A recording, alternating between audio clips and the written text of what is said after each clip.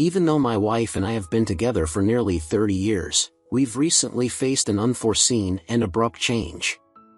Our relationship has always been strong and affectionate since we first met in college and created our life together. Our careers thrived, and we've been there for one another throughout. While our bond has remained steadfast, it's not as frequent as it was when we were younger. With our two grown children having set out on their own paths, we are now contemplating new opportunities for our future. Due to the COVID-19 pandemic, my wife has been working from home more frequently. This has led to discussions about me potentially stepping back from the daily operations of my landscaping business and her moving to part-time work. This adjustment would allow us to enjoy more quality time together and explore new experiences now that our parenting duties have lessened. Looking back, I can say with certainty that there were no red flags that I had heard about, no suspicious texts, secretive iPhone activity, changes in her appearance, odd behavior, or late nights with colleagues. When she went out, it was usually with friends or family, and the next day, someone would always suggest I should have joined them. I appreciated her independence and valued my own time in my workshop. She always came home early, so the shock I felt was indescribable. It was the day I discovered the truth, which I now refer to as D-Day. Just the week before, I had meticulously planned a surprise weekend getaway at a charming bed and breakfast to celebrate our anniversary during the Winter Festival. Leaving work early, I eagerly drove home to surprise her and instructed her to pack for our trip. As I pulled into the driveway, my eyes caught sight of an unfamiliar car. Instantly, a sinking feeling overwhelmed me. I couldn't explain it, but my intuition told me something was amiss. I sat there, desperately hoping that my gut feeling was wrong, but deep down, I knew it wasn't. Contemplating my next move, I questioned whether I should confront her immediately or leave and address the situation later. Trembling with anxiety, my vision blurred, making it difficult to think clearly. In moments like these, when faced with uncomfortable tasks at work, I often remind myself to gather my courage and face them head on. My trembling suddenly ceased and I felt strangely serene. Despite the turmoil inside me, I quietly slipped in through the back entrance, only to find my black lab looking forlorn. He seemed to sense that something was amiss as he didn't greet me with his usual enthusiasm. I cautiously ascended the stairs, and as I reached the top, the noises from our bedroom grew louder. I pushed the door open, revealing my wife's boss on top of her. I stood there in silence for a moment before exclaiming surprise. The ensuing chaos would have been comical if it weren't so heartbreaking. He scrambled to get off the bed, but got tangled in the sheets. My wife was crying out, trying to cover herself. He struggled to find his clothes on the other side of the bed where mine usually lay. I swiftly grabbed them before him. My wife kept apologizing through her tears. I moved back to the door and sat down on a large armchair I dragged over. He demanded his clothes, but I refused and tossed my wife's robe to him. As he approached me, I warned him that things wouldn't end well if he came any closer. Despite being 51, I was in good shape at 6 feet 3 inches and 240 pounds. Years of gym workouts and landscaping work had kept me fit. He sat down next to my wife after an awkward silence and asked, "What's next?" I replied, "I honestly don't know." My wife, now composed, sat up. I took out my phone and stated, "You both are going to confess everything?" While I recorded, they exchanged glances, and my wife inquired, "What do you mean by everything?" I responded firmly, "Yeah, exactly that, everything. How it all started, how long it's been going on, when and where, hotel stays, dinners, the whole package." My wife insists that this was a one-time thing, but I call BS on that. There's no way she would bring him into our bed if this wasn't an ongoing affair. "If you lie to me again, I'm walking out that door and finding a divorce lawyer." She breaks down, crying once more. So for the next 10 to 15 minutes she spills the truth. It's been happening for over 9 months. It started with him flirting with her, and then he invited her to lunch, and she said yes. A few drinks later, they ended up in a hotel. She came home that night acting like nothing had happened. She claimed it was tearing her apart and she wanted to confess, but didn't know how. I call foul once again. If it was really tearing you apart, you wouldn't have continued it so effortlessly. They even went to a week-long work conference that I used to attend with her. She tells me that company policy changed and spouses were no longer allowed. I put my phone in my pocket, and the room falls silent once more. Then an idea hits me. I searched through his clothes for his phone and asked for his passcode. Surprisingly, he gives it to me. So I start going through his phone. I find some pictures of a woman who I assume is his wife. Her name's Carol. She's quite attractive, although not as stunning as my Ashley, I tell him as I come across more pictures of their children. Turns out he has 3, and finally, a family portrait of all of them. I hold up the phone and comment, "A beautiful family. Why would you risk it all for a fling with my wife?" His response, "What do you mean, risk it all?" Me, "You really think Carol won't find out?" Him, "How would she find out?" Me, "I'm about to call her right now." He stands up and protests, "No, you can't." My wife pleads, "Please don't do this." I snap, "Don't do this? You've shattered me, our family, our friends, our future, and my heart, and you're worried about his well-being?" Shaking again, trying to hide my tears, but I can't hold it together any longer. I slump back into the chair and start crying. She tries to come closer, but I give her a commanding glare to keep her distance. After a while, I regain my composure and glance at his phone once more. He pleads again, "Please, I'm begging you." I promise I'll tell her. "Yeah, right," I snap back. He stands there, begging me not to, as I find her number and decide to make a FaceTime call for a bigger impact. She answers and looks confused, asking, "Who are you? Is my husband okay?" "He's fine for now, but that's about to change," I say, switching the camera to show him standing there in my wife's robe. "I believe you know this man. The room he's in is my bedroom. The floral robe he's wearing belongs to this woman." As I turn the phone to capture my wife who's trying to hide under the sheets, but it's too late. That's my wife, and I came home early today to find them in bed together. I genuinely feel sorry for her and terrible about how I broke the news. She starts sobbing, and he tries the "Honey, I'm so sorry." I can explain, "It was just one time," he smiles. I tell her not to believe a word he says. It's been happening for over 9 months, and I've spent the last 15 minutes recording all the details they were willing to share. I assure her I'll text her my contact info, and she should send me her email address so I can send her the video.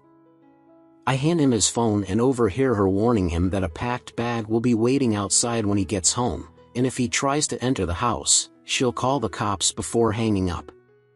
I throw his clothes at him, and he leaves once he's dressed. Now it's just me and my wife. She looks at me and starts crying, apologizing profusely. She never meant to hurt me. Can I find it in my heart to forgive her? It meant nothing. All the usual excuses cheaters make. I stare at her, telling her to pack her things and leave my house. I head downstairs and fix myself a drink. I'm lounging on the couch when she comes down the stairs. She starts walking towards me, and I order her to stop. "Just hold on a minute," she asks. "Can we talk about this?" I reply, "Maybe, but not right now." I tell her, it's going to be really hard to not consider getting a divorce, and she starts crying again. She looks at me, and I can see that she's about to say, "I love you." I interrupt, "Don't you dare say those words right now, because I don't think I'll ever believe them again." More tears fall as she turns and leaves through the door. Seeing her walk out in tears, my whole world walking away, I collapse on the floor, shaking, crying uncontrollably. I don't know how much time passed, but eventually I managed to sit up, still crying, and I call my best friend. I try to speak, but the tears start flowing again, and I can't get the words out. He asks, "What's going on?" but I can't answer. He asks if I'm home, and I manage to say yes. He tells me he's coming over. 3 minutes later, he's in my living room, still crying. I hand him my phone with the video playing, and he starts watching. I can't bear to listen to it, so I go to make us both a drink. He goes into the kitchen, takes my drink away, and pours them both down the sink, saying, "This won't help you." He insists, "I can't leave you alone tonight," and tells me to go upstairs and pack a bag. I come back downstairs, and he has my dog on a leash. We head to his place. Update to those who mentioned how great my friend is: his name is Dan, and I couldn't agree more. With our long history of friendship, it's no surprise that our families are close. Our kids are friends, and when they were younger, we used to go on family camping trips together.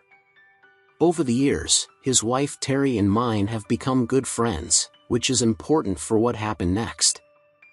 As we were driving to his house, when we arrived at Dan's place, I stayed quiet while Dan's anger continued to grow. He stormed inside and confronted Terry, asking if she knew something. Confused, she replied with a simple no. Dan raised his voice and asked again, to which I stepped in, urging him to calm down and reminding him that it wasn't her fault. Realizing he had crossed a line, he apologized to Terry with a hug. Terry, now completely bewildered, was handed my phone by Dan, who said, "She'll explain." Not wanting to hear any more of it, I took my dog outside. When everything settled down, Terry came outside in tears and gave me a comforting hug. She took my hand, and we went back inside. The three of us spent the next hour talking and crying, with my phone constantly buzzing in the background. As you can probably guess, it was my wife. I ignored the calls and deleted the texts without even looking at them. Then my son called. He was curious about what was going on. His mom was at his place with his wife, claiming that I had kicked her out. I asked him if she had told him why, and he responded with a no. I handed the phone to Terry and told him that she needed to explain. He asked why. I told him that I would send him the video if she didn't. Then I hung up. About 10 minutes later, my son called back, sobbing. All he could manage to say was a series of "Dad, what the fuck?" I went from being upset to being the comforting dad, assuring him that everything would be alright and that none of it was his fault. He calmed down and checked if I was okay, to which I responded tearfully, "Of course not." He finally informed me that his mom would be staying the night and quickly ended the call. My phone rang again. This time, it was my daughter. I had forgotten that I had asked her to take care of the dog while we were supposed to be away for the weekend. She was wondering where Cooper, my lab, was. I told her that plans had changed and we weren't going anymore. I assured her that she could still stay at the house, as neither of us would be home tonight. Confused, she asked, "What do you mean, neither of you? Where are you?" I explained that I was at Dan and Terry's place and asked, "Is your mother with your brother?" She kept insisting, "Dad, please tell me what's happening." I replied that I can't do it right now, but promised to stop by the house tomorrow so we can have a conversation then. Despite her persistence, I continued to decline. Eventually, she gave up and ended the call. I anticipated the next call and alerted my son to prepare for it. Then I called my wife, asking if she's ready to talk to our daughter or if I should handle it. Her response was a flood of tears. After half an hour on the phone, I hung up. There's a knock at the door. Dan lets my daughter in and she sees me crying. She rushes to me and we both break down in tears. When we compose ourselves, she still doesn't know the reason for our emotional breakdown. I call my wife again, informing her that our daughter is with me. I ask once more if she's ready to share the news. Should I put her on speaker? My daughter asks her mother to explain what she needs to reveal, but all she hears is crying. So, I take charge and end the call without disclosing any details. I then reveal the shocking news to my daughter. "I discovered today that your mother has been having an affair for the past 9 months. Seeing the hurt on my daughter's face intensifies my pain.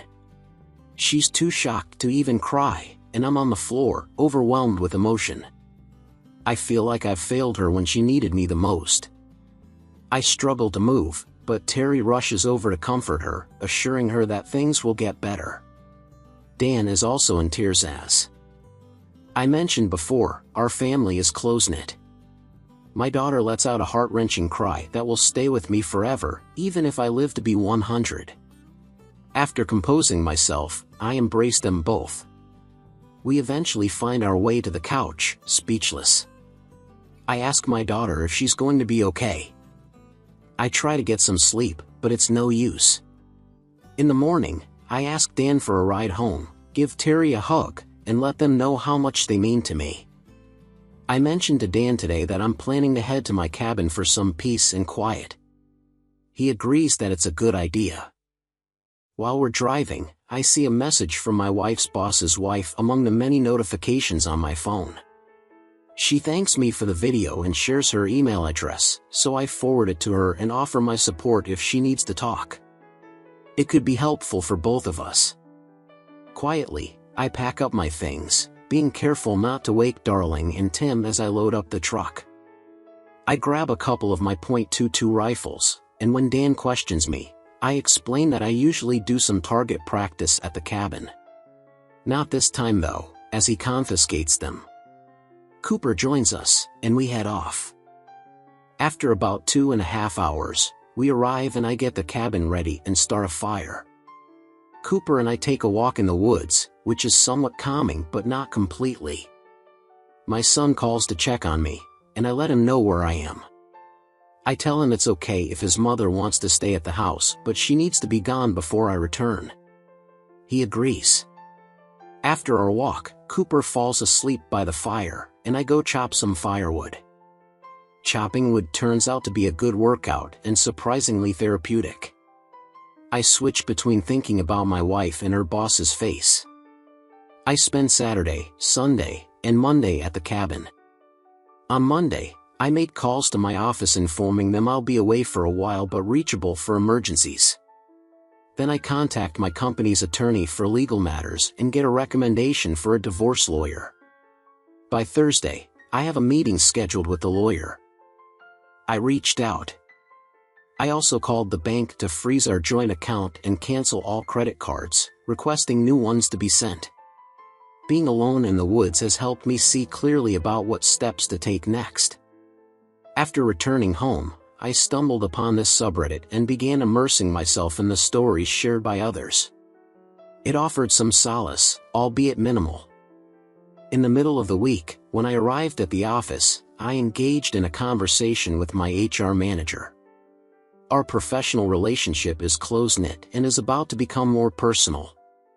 I confided in her and sought advice on how to approach the situation with my spouse. She advised me to consult my lawyer before taking any further steps. She inquired whether I plan on getting tested and recommended a professional for that purpose. Additionally, she suggested that I visit my doctor for an STD check. I promptly made arrangements with both the recommended professional and my doctor for appointments on Thursday. Subsequently, I met with my lawyer, presenting her with the video evidence. This time, I was able to truly listen to her. She shook her head in disbelief and questioned why people engage in such foolish actions. As it turns out, she possesses zero tolerance for infidelity. Her own husband cheated on her, subjecting her to immense suffering to the extent that she altered her career path and became a divorce attorney. She assures me that everything will be all right, and I proceed to sign a contract with her. I inquired about informing the other parties involved, such as the wives, the bosses, and HR, but she advised me to exercise patience. Meanwhile, I had a meeting with my wife, who has sought refuge at our son's place. At least she comprehends that I require some space and was not present at the house upon my return. I have been sleeping on the couch, unable to bear the thought of stepping foot into our bedroom. Whenever I need to gather my belongings, I strive to retrieve as much as possible to minimize the number of times I have to enter that room. Thank you for accompanying me on this journey thus far. It took an immense amount of time to articulate these words. Writing about my daughter brought me to tears for several hours. I will provide another update next week. Update. Once again, I want to express my profound gratitude for the invaluable advice and support I have received from this community. I am forever indebted to each and every one of you in a way that I can never fully repay. All I can do is express my heartfelt appreciation and attempt to respond to all the comments. The support and encouragement I've received have been incredibly beneficial. Many of you have mentioned my strength during the confrontation, but right now I feel far from strong and just going through the motions. The advice given has been top-notch and is helping me progress. The reason for my original post and this one was seeking help. Trust me, there was plenty. My first post was removed because it had too much storytelling and not enough requests for support. I'll try to keep this brief, but I believe details matter. I'm starting to realize that there may be no turning back from this, and I'm 99% sure of my decision. Yet, I can't shake the feeling that I'll be letting go of 29 years of our shared life. Even now, I can't bring myself to type X and still call her my wife. What's wrong with me? Help. On D-Day, she ended up at our son's place with his wife. He called, puzzled about what was going on and why I kicked his mom out. I told him she needed to tell him or I would. He knew I'd gone to my best friend's house. My daughter, who was supposed to be dog-sitting, came home to find no dog. Eventually, she showed up at my friend's place wanting to know what was wrong. I told her the pain on her face was worse than catching my wife in bed with her boss, and it devastated me. She left with the dog to our house and had her fiancé come over. On Saturday morning, I told my friend I was going to spend a few days at the cabin. Could he drop me home? He agreed it was a good idea, so I packed up with the dog and spent some time at the cabin, walking in the woods and splitting firewood. It was a good workout and therapeutic. I stayed there until Saturday, then drove home. On Monday, I started making phone calls to the bank, credit card companies, and a lawyer I used for company matters. He recommended someone whom I called and met on Thursday. I played her the recording. She exuded an exceptional level of confidence, which prompted me to hire her. When I inquired about informing my wife's boss within our department, she proposed that we postpone the discussion. I'm back home now, lounging on the couch. I can't sleep in that bed anymore, and she needs to buy me a new one. She looks upset, then goes downstairs. The new bed is set up, and the guy leaves the old mattress where I asked. Later, she tells me they left it in the yard and will come back for it. I try to keep a straight face. I don't think she's caught on yet, but the whole neighborhood will know by Valentine's Day. She tries to be romantic and initiates intimacy. I turn her down, saying I wouldn't, except even if she were the last woman on earth. She insists we don't just have sex, we make love, her voice filled with distress. I remind her we haven't made love since she started sleeping with her boss. She looks shocked. Did she think I'd forget? I'm puzzled by her thought process. I decide it's time to talk and ask her to sit in the living room. I ask what she wants to do. Should we try to fix things or should we divorce and move on? I'm not sure why I even suggested the former. I guess I'm stuck on the idea of letting go of 29 years. Please convince me otherwise, I ask. She says she's willing to do anything. I ask her to come clean to everyone in our family, starting with her parents and my mom, and explain how I found out about the affair. Our kids don't know this yet, they're coming over tonight. I'll update you on how that goes later. That's my current situation. I'm still in shock from everything and can instantly fighting the urge to confront her boss, but I still need advice. When will things start to get better, or is this my new reality? Update. Later that evening, my mom and dad passed away 3 years ago. Her parents, her sister, and brother-in-law all come over. We all gather in the living room, and I make sure to sit as far away from her as possible. They begin with comforting words. What's wrong? We love you. Everything will be all right. Assuming someone is seriously ill, I glance at her and say, this story won't tell itself. Her dad looks at me, and I swear his eyes are saying no, as if he senses what's about to happen. I have to give her credit, she tearfully confesses everything, including the part where I caught them in our bed. After a long, uncomfortable silence, she pleads, "Somebody say something." I reply, "What are they supposed to say? That you are a horrible person, that you've hurt me more than you can imagine, ripped my heart out, thrown away 29 years, and destroyed our family? Not to mention the damage you two have caused to his family. Was the sex really worth all of that?" I just keep going, all the anger, hatred, and betrayal that I've been holding comes pouring out. I didn't know I could be so harsh. Her mom finally says, "That's enough." She agrees that she deserves it all and runs upstairs crying. Her mom tries to follow her, but her dad says, "No, leave her alone. She needs to suffer for a while before things can get any better." We chat for a while, they offer their support and tell me to ask if I need anything. I tell them I've been seeing a counselor and I think I'll be all right, but I appreciate their offer. I tell them that despite everything, I still love her and that she's going to need them more than I do. I go to bed and sleep better than I have since D-Day. The next morning, before I leave, I go into the guest room and can tell she didn't sleep and has been crying all night.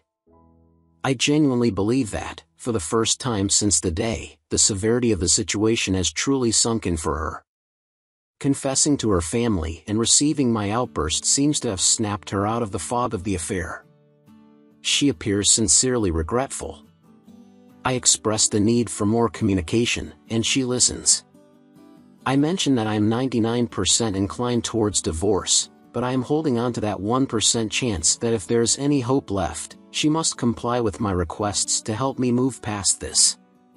She agrees to do anything except make any immediate decisions. I recount a story my father shared with me when he passed away. When I was 17, my father imparted some wisdom, saying that life will throw challenges your way, but how you handle them reveals your true character. He advised against making important decisions when emotions are running high. At the time, I shrugged it off with a nonchalant attitude. I get emotional as I express how much I wish you were here so I could tell him that I was truly listening. She stands up and embraces me. I don't reciprocate, but the gesture is oddly comforting. She sits back down, and I inform her that she needs to find a new place to live. I explain that I cannot heal if I see her every day, we need space, no contact. She agrees and asks how else she can help. I admit that I am too overwhelmed to think clearly but will inform her later. While on my way to work, I contact my lawyer and arrange a meeting for today. She is available. We meet for coffee, and I update her on the situation, including the 99% dilemma. I request that she prepare divorce papers just in case. She suggests just that. I consider renting an apartment for my wife and cover the first month's rent as a gesture of goodwill if things escalate to court. I agree, and she promises to have the paperwork ready for me to review by Monday. I reach out to a real estate broker we have worked with before, explain the circumstances, and get referred to a rental agent. The agent finds a suitable place, and I meet with the property manager to pay for February, March, and the deposit. When I arrive home, I fill my wife in on the apartment details, the cost, the need for her to meet the manager, and sign the lease. The fact that it's a 6-month lease is definitely a positive issue. Surprised by how quickly I've taken action, I explain that I need her to stay away from our sons for a while. I've already scheduled movers to come on Saturday. When she returns, I mention the movers and wonder why she hasn't asked about our finances. I let her know that I've canceled the credit cards, withdrawn my share from our joint account, and deactivated the debit card. She appears upset but admits that she doesn't blame me. It turns out she hasn't had to spend any money since she's been splitting her time between our son's place and home. She also reveals that she requested a leave of absence from work due to personal issues. They granted her paid vacation time starting on Friday. I assured her that she can take whatever she needs for the new place. I just asked her to leave me some essentials and not take anything from the basement or any family heirlooms, including my new bed. I also mentioned that I'm open to marriage counseling. I suggested that she find 3 different counselors, and I'll choose the one I think is the best fit. On Saturday morning, I headed out early and came back to find the house only partly furnished, including the TV. It's fine, though. I was planning on upgrading to a larger one anyway. My friend still has my liquor, so I stopped by to settle up and grab my favorite bourbon. I enjoyed a glass while writing this. Sorry for the long message, and thanks for reading it all the way through. Tomorrow, I intend to go to the gym, make my favorite chili, and buy a new TV. I'm not sure if I'll have more updates to share later on.